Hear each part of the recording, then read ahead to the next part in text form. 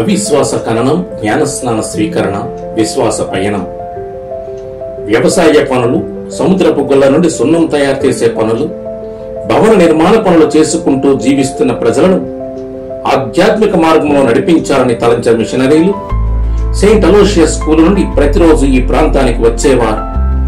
ప్రజలతో మమేకమై వారి పనులలో వీరును భాగస్థులై కష్టించి పనిచేసేవారు. పవిత్ర జీవితము జీవించే విధానం గూర్చి బోధించేవారు. ప్రజలు వీరి బోధలు ఎంతో శ్రద్ధతోనూ భక్తి భావముతోనూ ఆలకించేవారు. కానీ క్రైస్తవ మతం పుచ్చుకొనుటకు వెనుకంజ వేసేవారు. కులముని వెలివేస్తారేమో అని భయపడేవారు. మతము స్వీకరిస్తే ఇతరులు ఏమన్నా అంటారేమోనని సంకోచించారు. కలవరపడ్డారు, మదనపడ్డారు. చివరకు దైవ ప్రేరణతో అందరూ ఒక్కుమ్మడిగా జ్ఞానస్నానం స్వీకరించారు. వారే జ్ఞానాపురం యొక్క మొదటి క్రైస్తవులు. మతము పుచ్చుకున్న వారిని వారి కులస్తులు వెలివేస్తారని భయపడ్డారు. కానీ వీరిని ఎవరూ వెలివేయలేదు. నిరాదరణకు గురి చేశారు. అయినా భయపడలేదు, కలవరపడలేదు. విశ్వాసం కలిగిన క్రైస్తవులుగా జీవించాలని నిర్ణయించుకున్నారు. వీరి కొరకు 1870లో తాటాకుల గుడిని నిర్మించారు. దివ్య పూజా బలులు సమర్పించారు. విశ్వాసం స్థిరపడింది. 1893లో విశాఖపట్నం రైల్వే స్టేషన్ నిర్మాణం ప్రారంభమైంది. దీని కారణంగా అనేక మంది ఆంగ్లేయులు ఇక్కడికి రావడం ప్రారంభించారు. క్రైస్తవ జనాభా పెరిగింది. తాటాకుల గుడి స్థానంలో దృఢమైన రాతి గోడలతో పెంకుల రూఫ్తో నూతన దేవాలయం నిర్మించారు. అది ప్రస్తుతం సోఫియా కాలేజ్ ఉన్న ప్రాంతంలో ఉండేది. మరొక గుడిని ప్రత్యేకంగా ఆంగ్లేయుల కొరకు ప్రస్తుతం ఉన్న సెయింట్ జోసెఫ్ కాన్వెంట్ లో నిర్మించారు. అదే వాల్తేరు విచారణ. 1935 వరకు జ్ఞానాపురం, వాల్తేరు రెండు ఒకే విచారణగా ఉండేవి.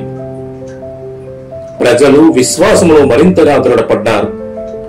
వారి విశ్వాస జీవితానికి గుర్తుగా వారి వద్ద ఉన్న అవిశ్వాస గుర్తులను సమాధి చేశారు.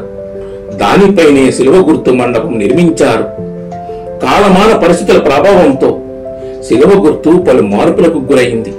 ఇప్పటికీ ఎప్పటికీ జ్ఞానాపుర ప్రజల విశ్వాసానికి సాక్షి శిలువ గుర్తే. క్రైస్తవుల సంఖ్య పెరిగింది. వీరందరి కొరకు పెద్దది దృఢమైన దేవాలయం నిర్మించాలని సంకల్పించారు. ఎక్కడ నిర్మించాలని ఆలోచించారు.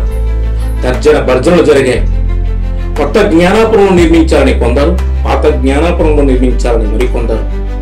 ఇలా తర్జన భర్జనల మధ్య ప్రస్తుత ప్రధాన దేవాలయం ఉన్న స్థానంలో 1927లో నూతన దేవాలయం నిర్మించారు.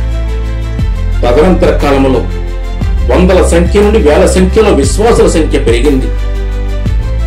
1981లో ప్రస్తుత ప్రధాన దేవాలయం నిర్మించారు.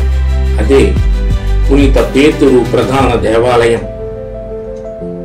ఈ విశ్వాస జీవితానికి గుర్తుగా అనేక మంది దైవ పిలుపులు అందుకున్నారు.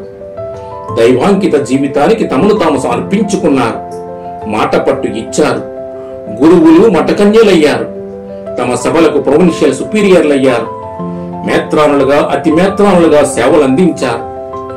జ్ఞానాపుర విశ్వాస ఖ్యాతిని తమ సేవలతో జగద్విదితం చేశారు. ఇంతటి విశ్వాస పటిష్టతకు బీజాలు వేసిన మిషనరీలు వారే missionaries of Saint Francis de Sales, అంటే MSFS గురువులు. వీరికివే మన నమస్సుమాంజలు.